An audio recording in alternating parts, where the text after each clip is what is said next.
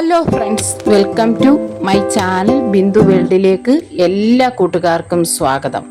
ഞാനിന്ന് നിങ്ങളുമായി ഷെയർ ചെയ്യുന്ന വീഡിയോ ഒരു നാട്ടുമാങ്ങ പഴം വെച്ചുള്ള പുളിശ്ശേരിയുടെ റെസിപ്പി ആണ്.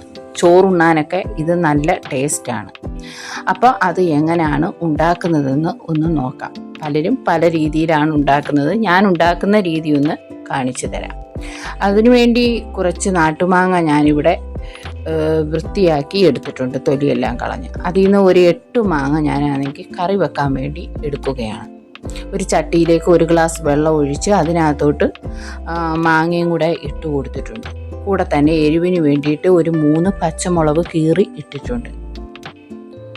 കൂടെ തന്നെ ഒരു 1/2 ടീസ്പൂൺ മഞ്ഞൾപ്പൊടി കൂടി ചേർത്ത് കൊടുത്തിട്ടുണ്ട്. കൂടെ തന്നെ ഉപ്പ് പൊടി 1 ടീസ്പൂൺ ചേർത്ത് കൊടുക്കുന്നുണ്ട്. എന്നിട്ട് ഇതൊന്ന് ഇളക്കി എടുക്കാം. എന്നിട്ടൊക്കെ അടുപ്പ് കത്തിച്ച് അടുപ്പിലേക്ക് വെച്ച് കൊടുത്ത് തിളപ്പിച്ചിട്ടുണ്ട്. തിളച്ച് വന്നിട്ടുണ്ട്. ഇതൊന്ന് അടച്ച് വെക്കാം. അവിടെ കിടന്ന് വേവുമ്പോഴത്തേക്ക് അതിനുള്ള അരപ്പ് കൂടി റെഡിയാക്കി കൊണ്ടുവരാം. അരപ്പിന് വേണ്ടിയിട്ട് ആണെങ്കിൽ 1/2 മുറി തേങ്ങ എടുത്തിട്ടുണ്ട്. പിന്നെ അത് കഴിഞ്ഞ് ജീരകം ഒരു 1/2 ടീസ്പൂൺ എടുത്തിട്ടുണ്ട്. കൊച്ചുള്ളി ഒരു 10 എണ്ണം എടുത്തിട്ടുണ്ട്. ഇത്രയും കൂടെ ഒരു മിക്സിയുടെ ജാറിൽ ആവശ്യത്തിനുള്ള വെള്ളം കൂടി ഒഴിച്ച് നമുക്കൊന്ന് അരച്ചെടുത്തുകൊണ്ട് വരാം. മഷിയുടെ രൂപത്തിൽ ചൊവ്വിനെ അരഞ്ഞ് കിട്ടണം. അപ്പോൾ അരച്ചെടുത്തുകൊണ്ട് വന്നപ്പോഴത്തേക്ക് നമ്മുടെ മാമ്പഴമൊക്കെ ഇവിടെ തിളച്ച് ഒരുവിധം വറ്റി വന്നിട്ടുണ്ട്. അതിനകത്തോട്ട് ഈ അരപ്പ് കൂടി ചേർത്ത് കൊടുക്കാം. എന്നിട്ട് ആ മിക്സിയുടെ ജാറും കൂടെ കഴുകി ആ വെള്ളവും കൂടെ ഒഴിച്ചു കൊടുക്കാം.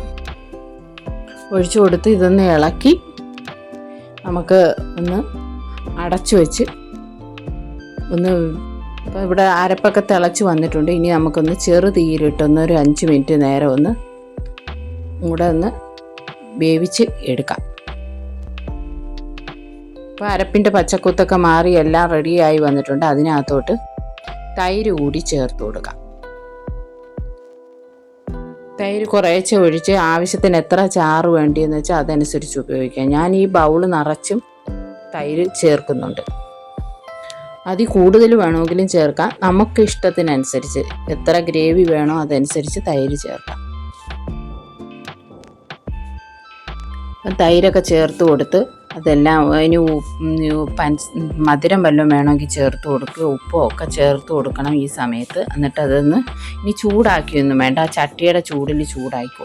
കടു വറക്കാൻ വേണ്ടി ഒരു പാത്രം അടുപ്പേ വെച്ചിട്ടുണ്ട്. അതിൽ 2 ടീസ്പൂൺ എണ്ണ ഒഴിച്ചു കൊടുത്തിട്ടുണ്ട്. എണ്ണ ചൂടായി വന്നപ്പം ആ എണ്ണയ്ക്കകത്തോട്ട് ഒരു 1/4 ടീസ്പൂൺ ഉലുവയും പിന്നെ ആണെങ്കിൽ 1/2 ടീസ്പൂൺ കടുവും കൂടെ ഇട്ട് പൊട്ടി വന്നപ്പോൾ അതിനകത്തോട്ട് 3 കൊച്ചുള്ളി കൂടി അരിഞ്ഞ് ഇട്ട് കൊടുത്തിട്ടുണ്ട്. 2 വറ്റൽ മുളകും 2 തണ്ട് കരിയാപ്പിലയും കൂടെ അതൊന്ന് മൂപ്പിച്ച് എടുക്കുകയാണ്.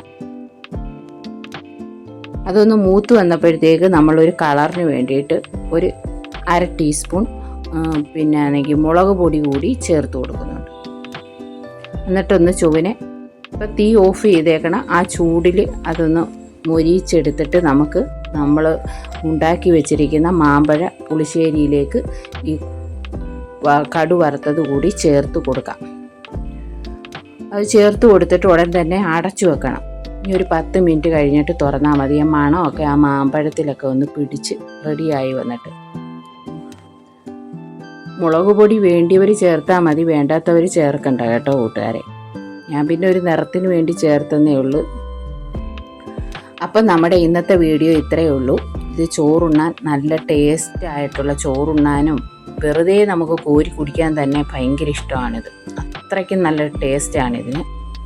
ഒരു പ്രാവശ്യം എൻ്റെ കൂട്ടുകാരൊന്ന് ഉണ്ടാക്കി നോക്കണം. ഉറപ്പായിട്ട് നിങ്ങൾക്ക് ഇഷ്ടപ്പെടുന്നതായിരിക്കും. അപ്പം നമ്മുടെ വീഡിയോ ഇഷ്ടപ്പെട്ടെങ്കിൽ കൂട്ടുകാരെ ഒന്ന് ലൈക്ക് ചെയ്യണം, ഷെയർ ചെയ്യണം, സബ്സ്ക്രൈബ് ചെയ്യണേ. ആദ്യമായി കാണുന്ന കൂട്ടുകാരൊക്കെ ഉണ്ടെങ്കിൽ സബ്സ്ക്രൈബ് ചെയ്യുമ്പോൾ അതിൻ്റെ അടിയിലൊരു ബെല്ല് വരും. ബെല്ലിലൊന്ന് ടച്ച് ചെയ്യുമ്പോൾ താഴെ ആളെന്ന ഓപ്ഷൻ വരും. അതിലൂടെ ഒന്ന് ടച്ച് ചെയ്യണേ കൂട്ടുകാരെ. അപ്പോൾ ഞാനിടുന്ന വീഡിയോയുടെയൊക്കെ ഈ നോട്ടിഫിക്കേഷൻ നിങ്ങൾക്ക് ഉടനടി ലഭിക്കുന്നതായിരിക്കും. അപ്പം നമ്മുടെ ഇന്നത്തെ വീഡിയോ ഇത്രയേ ഉള്ളൂ. വീണ്ടും പുതിയൊരു വീഡിയോയുമായി കാണാം. അതുവരേക്കും ബായ്.